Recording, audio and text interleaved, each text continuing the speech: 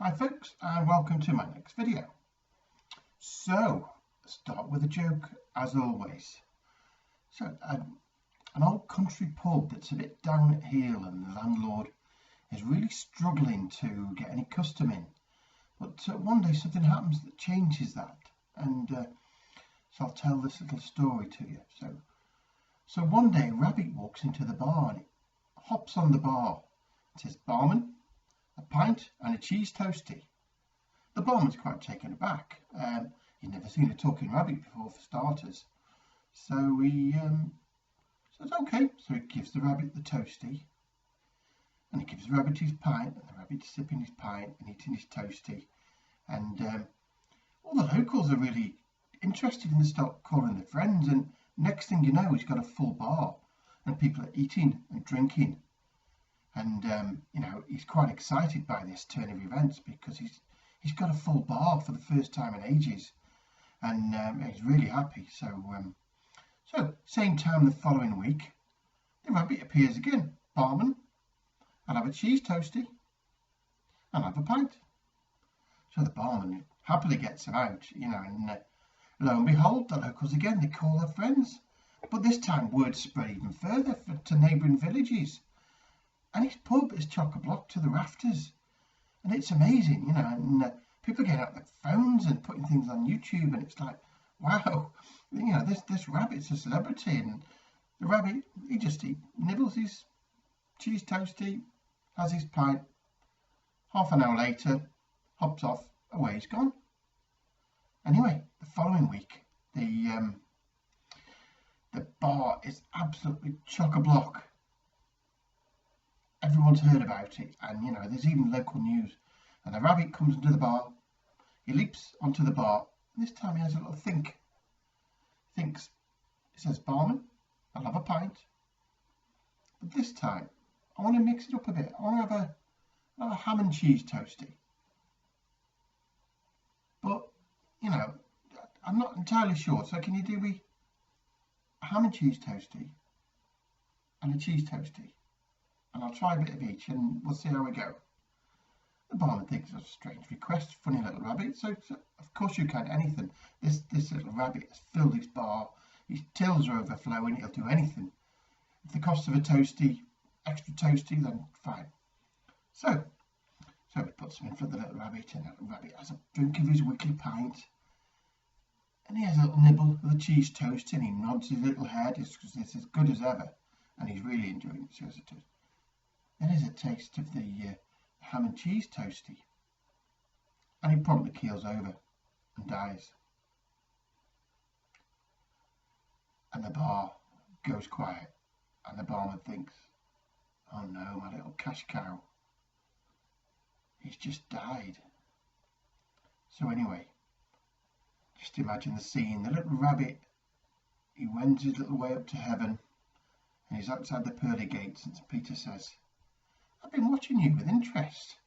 Again in the pub, eating toasties, drinking a pint. What did you die of? You were fine 1 minute. The next minute, you just died." And the rabbit says, "Well, it's one of those things. I really knew I shouldn't have mixed my toasties." So there we go.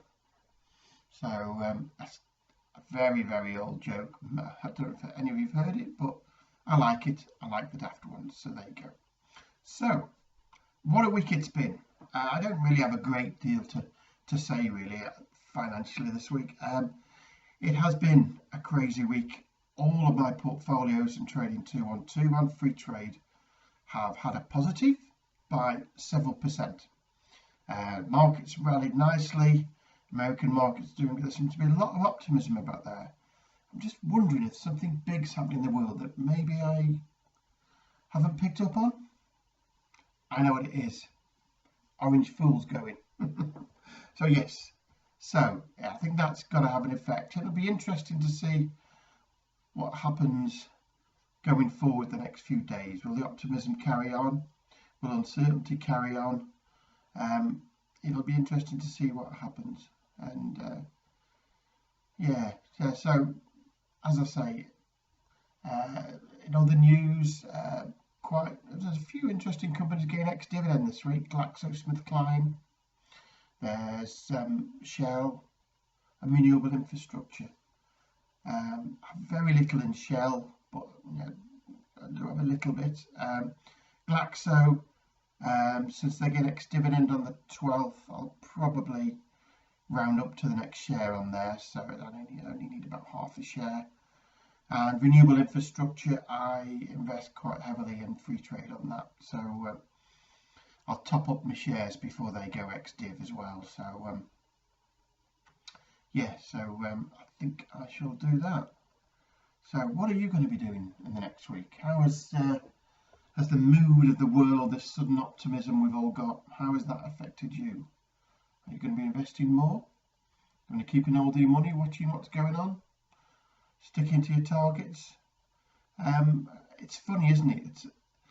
It's nice to have a little bit of hope for something, but very scary times. The rise in COVID cases, the lockdown. It's like I've had nothing to spend our money on, have we, at the moment? So just save it. Try and get Christmas boxed off. But lots of online shopping, I know that. So yes, speaking of financial insights, one thing we've done for the last few years is myself and Julie have, excuse me, a little glass of gin, because this isn't a Monday, this is a Sunday night, but I'll just upload it on a Monday. So yeah, we've had park vouchers for the last 2 or 3 years, and I think it was Martin Lewis who always said Christmas should never be a surprise. It comes at the same time every year. You should be prepared for it. And that's what we've done the last 3 or 4 years. We've had between us £300 worth of park vouchers, and that pretty much does our Christmas shopping. So all of our money in December isn't just blitzed on that.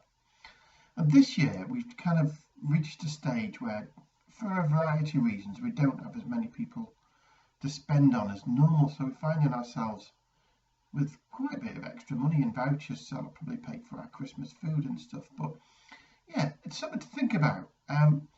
Maybe November or December, start thinking about the following year and think, how am I going to cope at Christmas? No one should go into debt for Christmas, just with a little bit of planning. And that would be my financial insight to take from November for you, really. Plan Christmas. Don't go overboard. Remember how cheaply things are on the January sales, how overinflated they are prior. So you can definitely make a saving by being a bit more canny. And look at your energy bills and your energy providers, because obviously this time of year is when all the heating goes on and the bills start to rocket. So make sure you're in good shape there. And remember, if you go with people like Octopus Energy, they have a referral scheme, so make sure you grab a link off someone. I'll put one down below if you want to use mine. Get 50 quid off if you switch. And they have some very interesting tariffs where you can save money just by using energy at different times. And talked about them before, and I'll continue to talk about them because their agile tariff is brilliant. And if you use that to your advantage, you can save a lot of money. I certainly have. And if you get any value at all from this video, even if you laughed at my silly joke, please consider signing up to Trading 212 or Free Trade. I'll leave links below. That will help me personally investing, and I definitely need to invest in some equipment. I'm trying recording this one on the laptop. Other videos have been on the phone. We'll see how it comes out. The light in this room isn't great. I really need to work on that, but hopefully I'm not too well. There is a fringe benefit there. You can't see my face as well. So every cloud, eh? So yeah, so Sunday night for me. Well, Julie's just about to go and watch Strictly, no doubt. So I'll find something to amuse myself. So hope you all have a good evening, and whatever you're doing, stay safe, be careful. Bye bye.